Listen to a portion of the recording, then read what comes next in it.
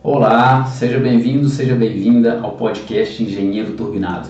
Aqui a gente traz recursos para impulsionar a sua carreira, ou seja, para você alcançar os seus objetivos como profissional na engenharia. Eu sou Johnson Rigueira. Eu sou Tatiana Ribeiro. E o tema de hoje é a comunicação nas etapas da construção.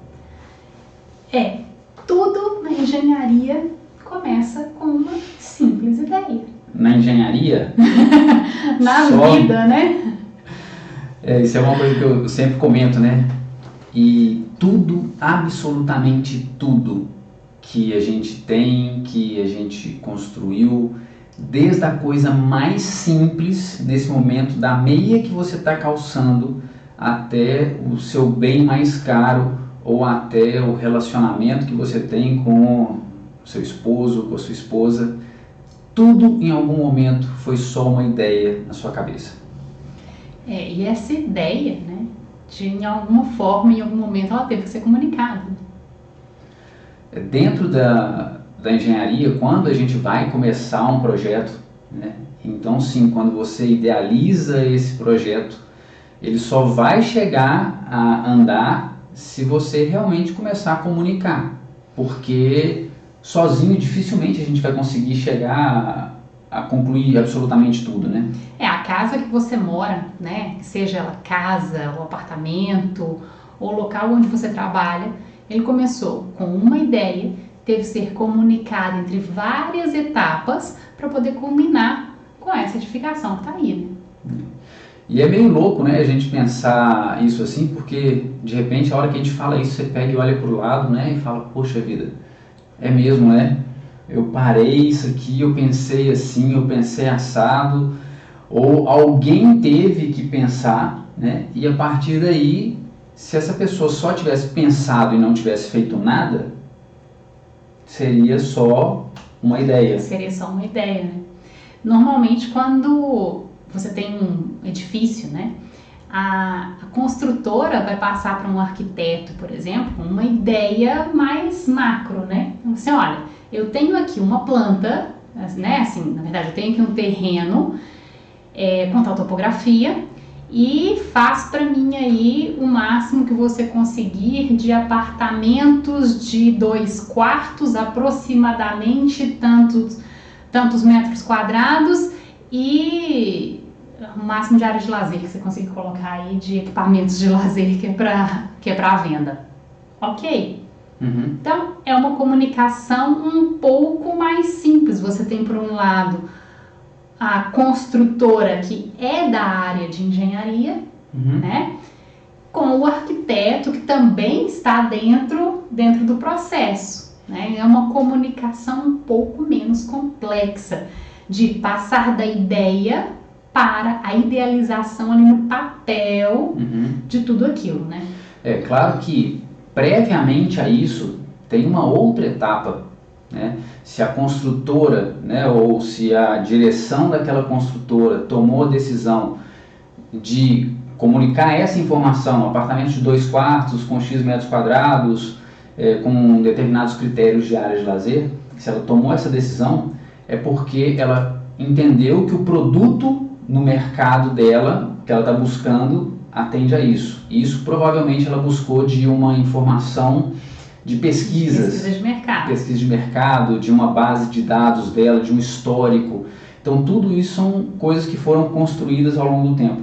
Claro, se é uma construtora nova, ela vai ter que, de repente, bancar mais para poder pegar esses dados, fazer uma pesquisa, fazer um estudo.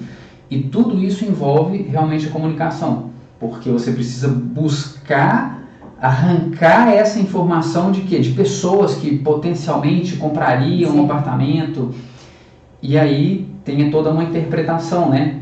Uma coisa é o que a pessoa fala, outra coisa é o que ela quer dizer. E a outra coisa é que o outro lado entende, né? O outro lado entende o que ele gostaria de entender também, que isso influencia muito, né? Tem a situação, né? E isso aí a gente está falando é o que seria uma vontade de uma pessoa comprar um apartamento, né? E que a construtora absorveu isso aí. Como ela tem um número, uma amostra normalmente grande, né? ela consegue fazer alguma coisa e dar estatisticamente atender ao que a maioria quer. O grande problema é quando a gente entra numa casa, por exemplo, né? Casa, não casa-lar, né? Que lar pode ser apartamento, mas casa. Uma unidade. Unifamiliar individual, isso.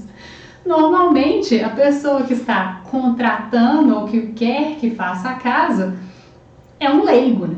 Ele não é da parte de engenharia, não é da parte de arquitetura, ele não tem nada a ver com o processo todo. Ele basicamente tem a coisa que é fundamental para começar isso. A ideia. Um sonho. O sonho dele, né? E muitas vezes ele quer, por exemplo, uma casa barata, mas sabe daquela casa que parece que está voando? Pois é. O que a gente sabe muito bem que aquela casa que parece que está voando, barata, é uma coisa que normalmente não vai ser, né? Mas ele não é da área, então ele não entende essa parte. Ele passa toda essa ideia, todo esse sonho dele para o arquiteto. E aí a gente tem o primeiro ponto de problemas de comunicação. Por quê? O leigo não sabe os termos técnicos, ele não entende isso. Ele vai passar a ideia dele. O arquiteto acredita que entendeu tudo que ele quis dizer. E vai espelhar aquele sonho ali nas plantas, nos 3D, e vai mostrar de novo pro contratante, né? Pro leigo, que vai de cara, na hora que você mostra só a planta, muitas vezes ele não entende nada do que está ali.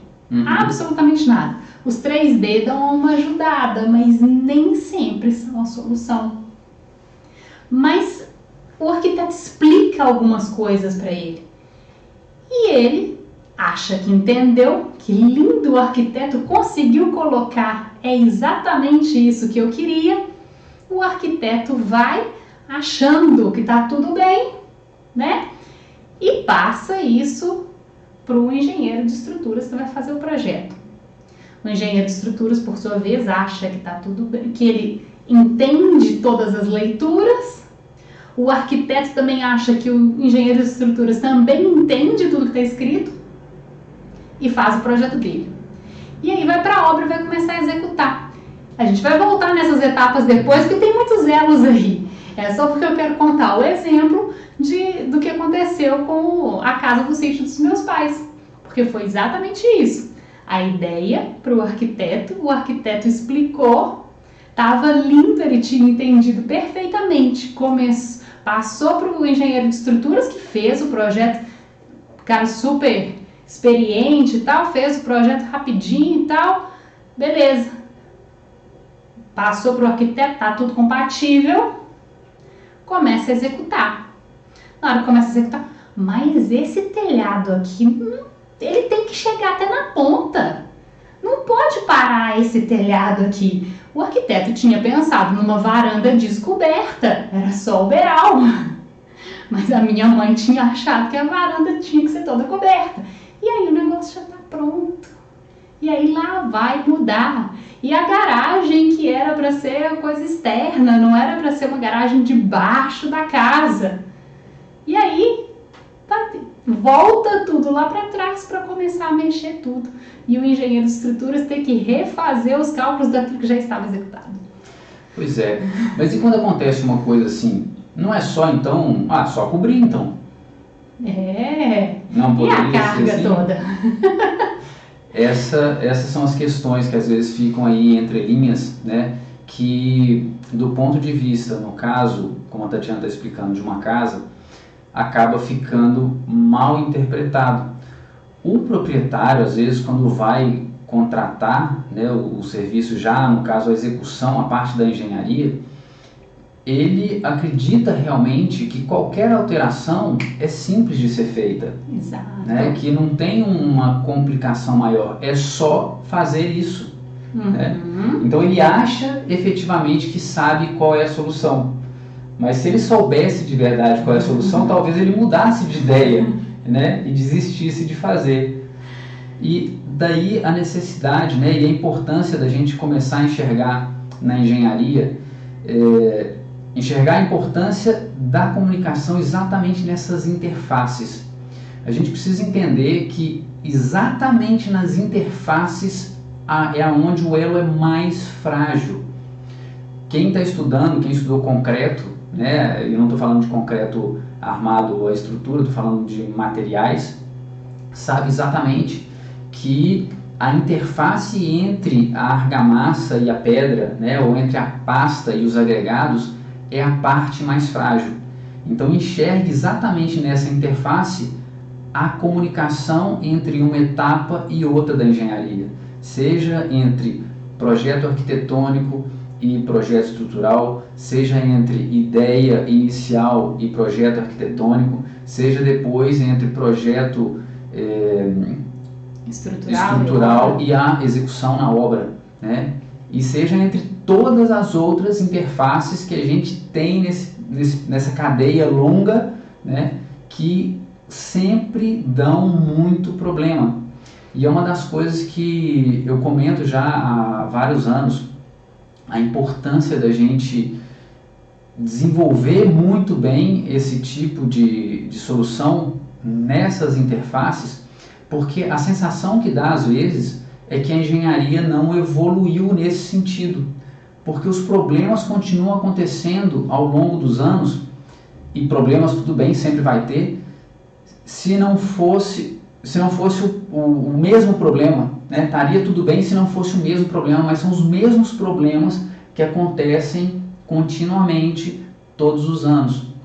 Eu costumo falar que é como um estagiário entrou numa empresa e ele ficou nesse posto e bateu a cabeça e aprendeu, e cometeu erros e está tudo bem, e depois esse estagiário ele foi promovido a engenheiro dentro da empresa e entrou um outro estagiário. E esse estagiário, tudo bem, ele vai cometer erros também, mas esses erros que ele vai cometer aqui não deveriam ser os mesmos que esse estagiário que foi promovido a engenheiro cometeu, porque isso deveria ter uma inteligência de empresa que suprisse essas informações das dificuldades que esse cara que passou para que esse aqui não passe. Exato. Né? Então problemas vai ter, mas teriam que ser outros problemas.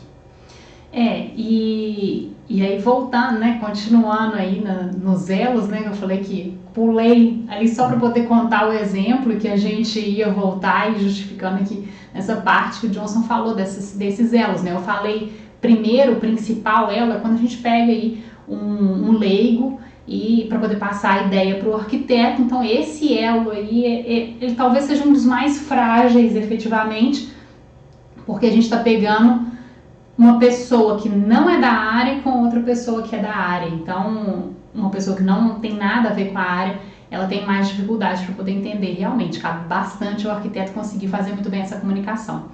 Mas depois tem a comunicação do arquiteto com um engenheiro de estruturas, né? Que é pelo projeto. E aí acontece uma situação que é bastante interessante, porque o arquiteto tem determinadas visões e o engenheiro de estruturas tem outras visões. Por exemplo, o arquiteto consegue enxergar que a viga não sei das quantas na varanda vai dar sombra na varanda no sol de 5 horas da tarde do inverno. E a gente que é engenheiro, que sol de que lado? Inverno, verão, 5 horas... que mais dá? A gente não consegue enxergar isso, mas o arquiteto enxerga. Então, e ainda bem que tem um arquiteto para enxergar, mas a importância aqui dessa comunicação é que na hora de desenvolver o projeto que exista e volte essa comunicação do engenheiro para o arquiteto, do arquiteto para o engenheiro, né? Que um não dê por lógico que o outro entendeu 100%, porque não entende. Um não entende 100% do que o outro está falando, mesmo que sejam dois profissionais que estejam extremamente acostumados a trabalharem juntos. Uhum. Porque o que está na cabeça de um está na cabeça de um, o que está na cabeça do outro está na cabeça do outro. Tem uma palestra do historiador Leandro Carnal que ele fala sobre comunicação e o que ele diz que sobre comunicação tem uma compulsão obsessiva por clareza. Seja redundante, não tem problema. Por quê? Porque você controla absolutamente 100% de todas as palavras que você fala, mas você não controla absolutamente nada do que a pessoa vai entender do outro lado. Então é muito importante a gente saber que isso funciona assim, saber que a outra pessoa entende de uma forma diferente. A gente até fez um conteúdo outro dia, né, falando, não trate a pessoa como você gostaria de ser tratado, né, que a gente puxou essa informação aí do Jerônimo Temel, que é um baita coach. Você tem que entender como ela, qual é o perfil dela, para que você consiga comunicar efetivamente na linguagem que ela vai entender, né? E aí você pode pensar assim, poxa, mas aí é problema dela. Não é, né? O problema é conjunto, dentro do que é engenharia, dentro do que é uma obra, né? É toda uma cadeia que começa lá com a ideia inicial e passa por todas as etapas até que efetivamente aquilo está construído. O problema é de todo mundo, porque se o engenheiro de estruturas entender que eu fiz o que me deram, né? E tá certo, tá certo. Sim. Mas se você enxerga alguma coisa que pode ser questionável e não questiona e deixa a coisa seguir, você pode ter certeza que daqui a 8, 9, 10 meses, um ano, o seu telefone vai tocar e a pessoa está te ligando para falar daquela parte do projeto que você teria que refazer agora e a sua vida seguiu, né? E ela quer agora, ela quer já, né? É como se o engenheiro de estruturas pegasse um projeto a cada 3 anos, né? Porque, né, eu quero já, então tem que ser o já, é como se sua vida tivesse parado ali, né? Então, é muito importante realmente ter muita clareza, ter essa comunicação feita e esclarecida em todas as etapas, né? A gente vai chegar também na parte da obra em si e do concreto. Tomar muito cuidado nesse elo, né? Só completando esse elo arquiteto, engenheiro de estruturas, que muitas vezes o projeto, por exemplo, né? Quando a gente recebeu o projeto da arquitetura, desenvolve o projeto estrutural, volta para a arquitetura, às vezes o arquiteto começa também a conferir, a compatibilizar apenas uma parte do projeto. Na hora que ele vê que está tudo tão lindo, está tão bom, ele não termina de compatibilizar. Ele não termina de olhar o resto dos detalhes. Isso aconteceu com a gente uma vez, né? A gente passou o projeto para o arquiteto, ele fez compatibilização de parte dele, falou, não, tá ótimo, não tem interferência. Tinha um ou outro lugar, assim, dava só para esse pilar quadrado ficar retangular para poder... Em reunião, né? Em reunião presencial. E pronto, tava lindo, tava ótimo. Quando já está construído, né? No último pavimento já construído, essa viga, e faz uma visita lá à obra, aqui não era para ter uma viga, não.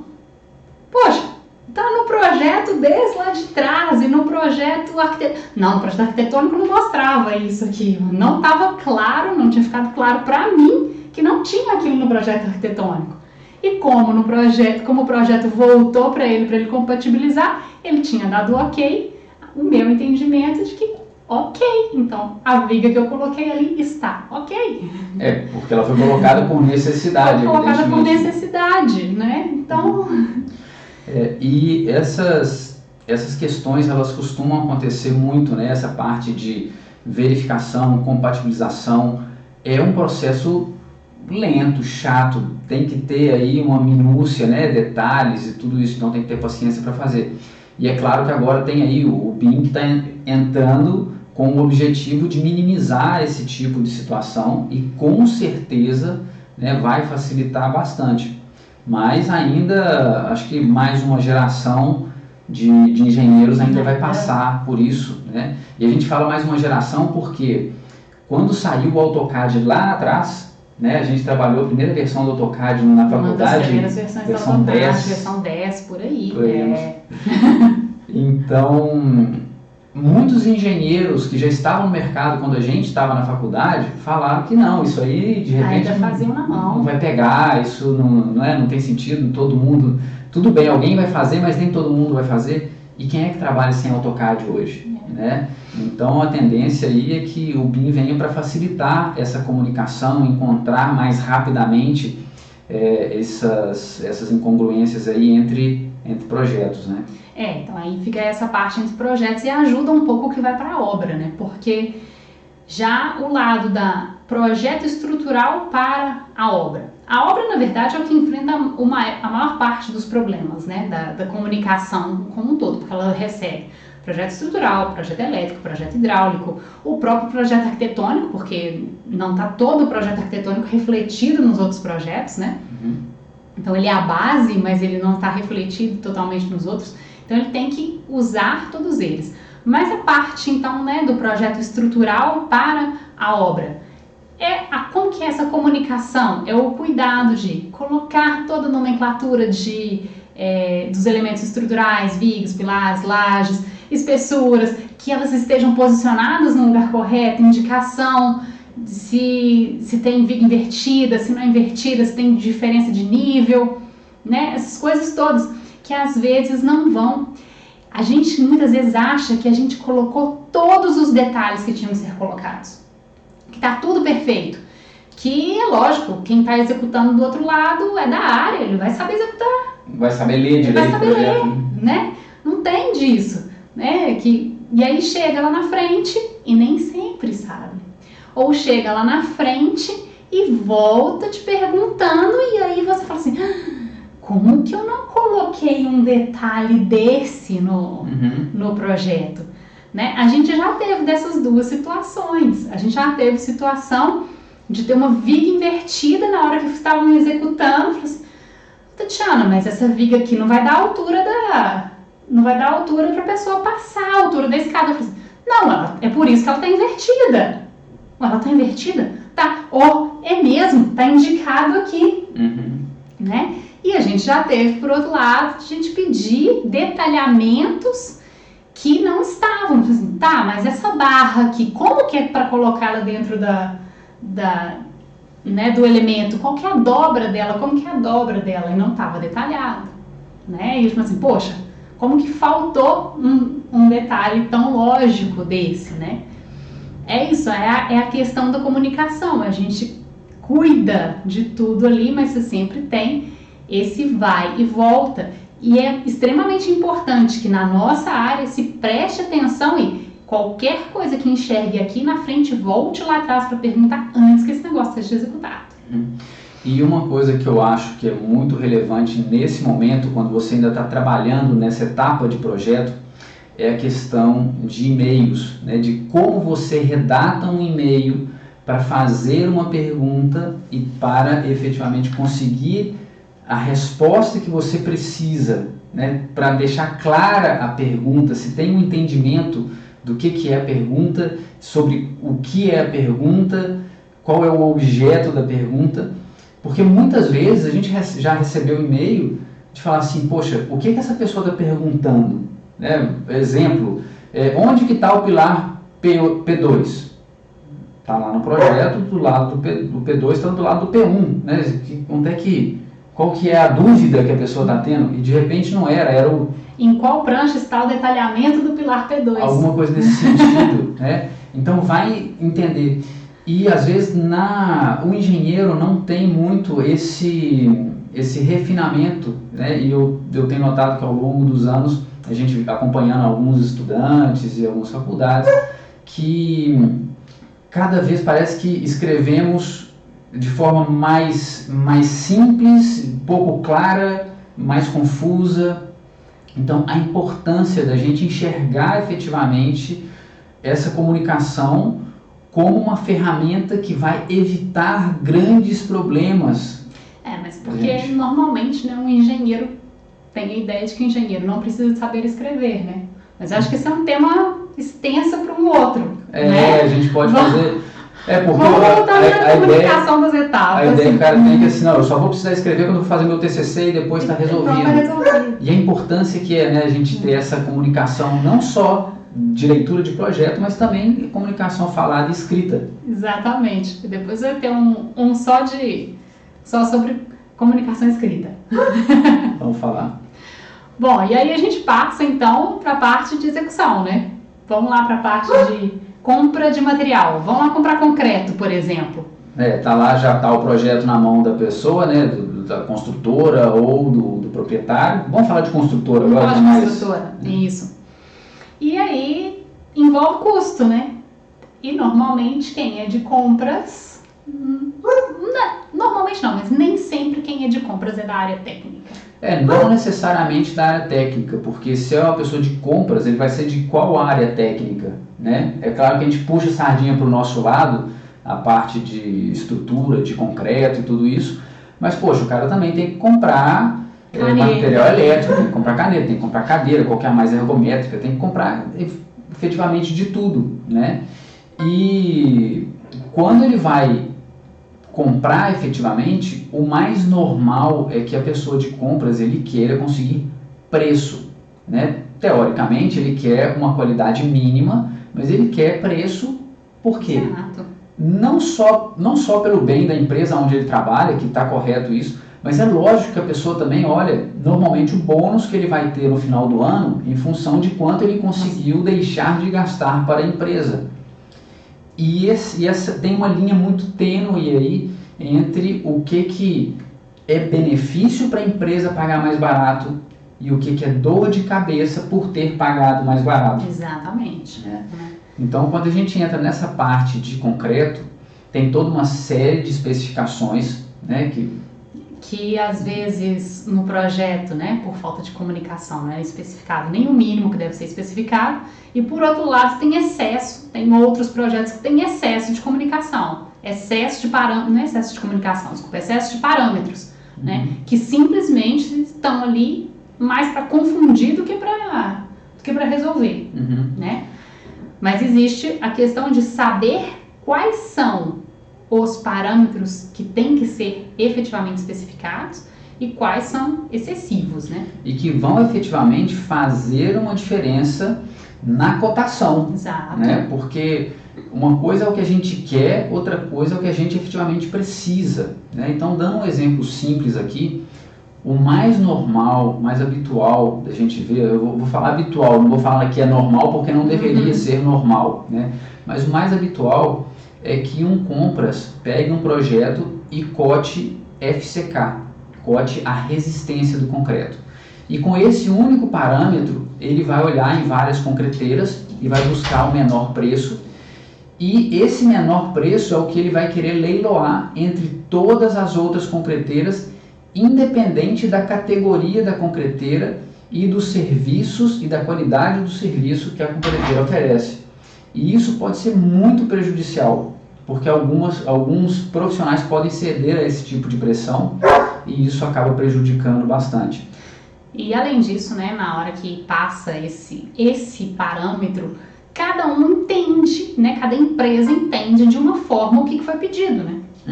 Ah, tá, esse FCK em relação ao aquecimento, ninguém pediu, então tem jeito de fazer o mesmo FCK com diferentes relações ao aquecimento. Dependendo do tipo de cimento. Então, assim, tem uma série de coisas envolvidas nesse preço aí que cada um entendeu de uma forma qual que era aquela entrega, né? Um problema aí de comunicação. Tem um parâmetro que eu acho muito válido comentar, né, que é o módulo. Então, por exemplo, você tem um elemento em balanço, aonde aquele concreto efetivamente precisa daquela resistência, mas com aquele módulo, porque senão a flecha dele... Muitas vezes é mais importante até do que a resistência naquele elemento. Naquele elemento especificamente. E aí, como não foi cotado o módulo, né, a concreteira oferece a resistência, ganha no preço, entrega e aquele elemento deforma. E aí... Como é que faz? Já está construído. Exatamente. Né? Como é que esclarece isso? Me convidaram para poder tocar uma obra que já estava em andamento e chegou o concreto, né? Fiz a verificação de slump, estava ok, estava especificada a resistência, mas a relação água-cimento não cumpria o especificado, né? Que estava especificado no projeto. Comentei com o proprietário do empreendimento, e ele me falou, olha, Johnson, conversa então com a concreteira, porque eu cotei, né? Eu falei, então tá bom. Aí liguei lá, conversei com a pessoa técnica da concreteira, e ela me esclareceu o seguinte, olha, Johnson, realmente foi feita essa cotação, mas a única coisa que foi pedida foi FCK. Não cotaram, incluindo o fator água-cimento. E aí, uma vez que não foi cotado, o concreto está sendo entregue ali, né? Nesse caso, ele fica prejudicado, porque a durabilidade da estrutura, em função da porosidade, né? Em função da série de coisas, né? Que todo mundo que é da área, né, vai entender. Então, isso interfere, né? E é um problema de comunicação. Agora, tem que entender, não comunicou porque não sabia o que precisava ser comunicado, não comunicou, embora quem ia vender o concreto sabia que isso poderia acontecer e também não informou, olha, eu acho que você deveria verificar esse parâmetro aqui, né? São diferenciais de mercado que a empresa ou a pessoa, né, o profissional vai se destacando depois, né? Então não adianta se esconder também, ele está me pedindo isso aqui, eu tenho certeza que ele vai ter problema com isso, mas como ele está me pedindo só esse parâmetro e eu consigo fazer mais barato se eu vender para ele só esse parâmetro, eu ganho a venda e depois ele resolve o problema dele. Aí é uma questão de integridade, né? Uma questão de integridade, um tema para um outro podcast, inclusive. Mas que acontece também. Infelizmente acontece também. Mais outro problema, né?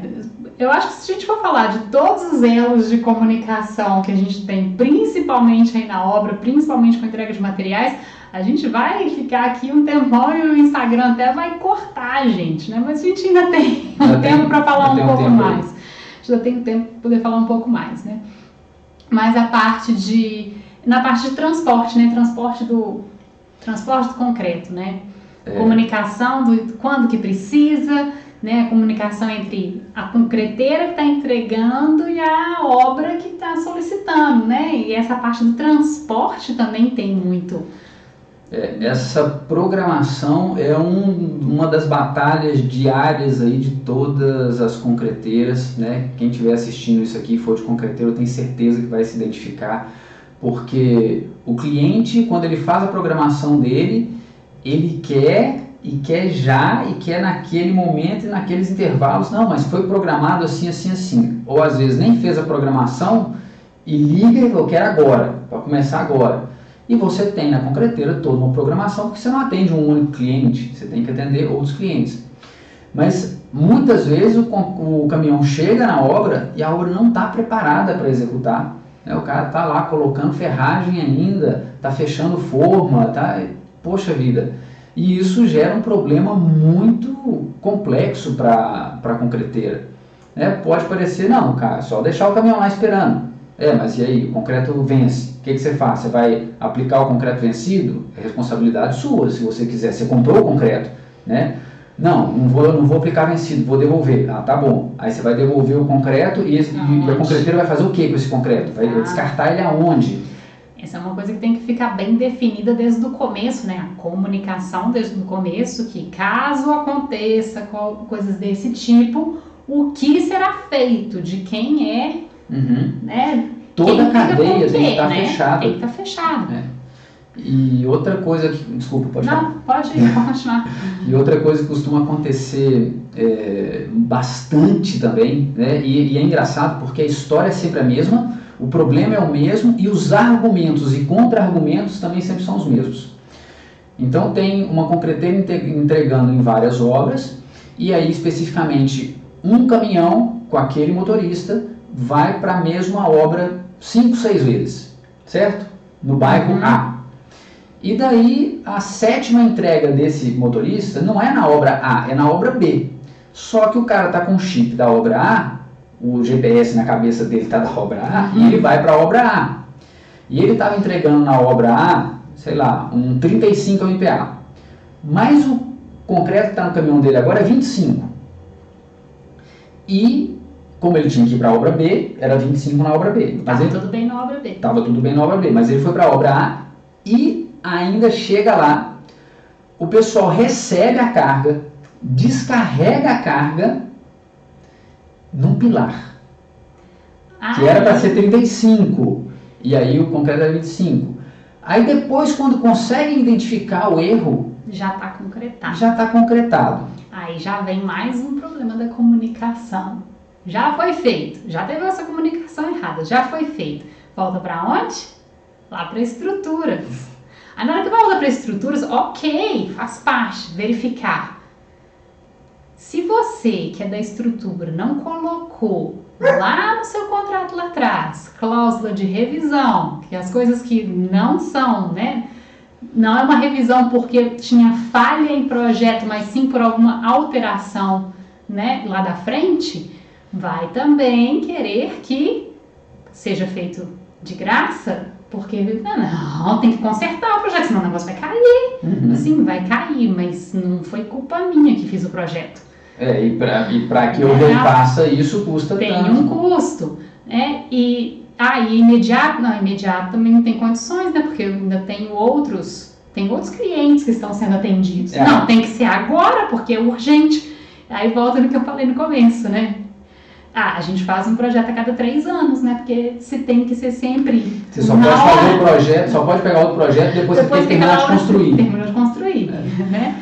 Mas então, só um passo ainda, voltando antes, quando teve essa recepção errada, né, tem mais um ponto aí a ser trabalhado aqui nessa live, que é, recebeu e foi para o lugar errado o concreto. Falha de comunicação, né, ou de entendimento do motorista. Chegou na obra, recebeu-se o concreto, falha de comunicação, né, de leitura de um documento, de resistência, de endereço inclusive, né? Então falha de comunicação, recebeu o concreto, descarregou o concreto. E aí depois fica aquela história, poxa, você me entregou o concreto errado. Assim, não, tudo bem, eu não nego que eu entreguei o concreto errado, mas você recebeu o concreto errado e além disso você aplicou ele. E só 5 dias depois é que você está vindo me falar isso. Então tem o time também da verificação, porque olha só, curioso que na hora de receber o concreto ele não identificou o problema, mas 5 dias depois, quando alguém fez uma verificação detalhada, identificou. Por que essa verificação detalhada não foi feita no momento que é o momento adequado para aquela verificação daquela comunicação? Né? E olha quanto atrito e quanto problema e quanto custo isso gera, né? Eu acho que vamos caminhando para encerrar aqui, né?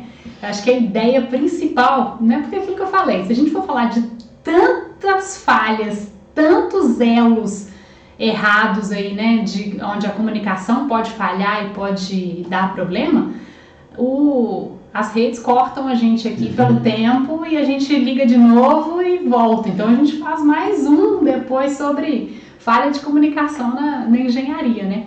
Mas quanta coisa, né, pode dar errado por falha de comunicação na engenharia, né? Tanto a falha ali, o desenho no projeto, a comunicação, né, entre o arquiteto e o comprador, né, o proprietário, entre o arquiteto e o engenheiro, entre o engenheiro e o outro engenheiro, né? E depois entre os operários, nem se fala, ramifica, né? Na obra, ramifica tudo isso aí, né?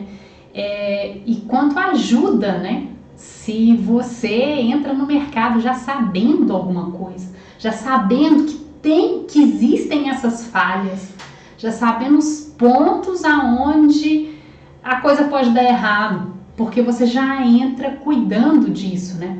O que o Johnson falou sobre a inteligência da empresa, né? A gente procurou fazer na época que a gente tinha o escritório de projeto, a gente tinha uma pasta de estagiários, aonde as ideias iniciais foram colocadas por nós, mas depois cada estagiário que passava e tinha uma dificuldade, tinha uma dúvida, a solução da dúvida era incorporada na pasta, porque aí a gente sempre tinha uma inteligência básica quando o estagiário entrava.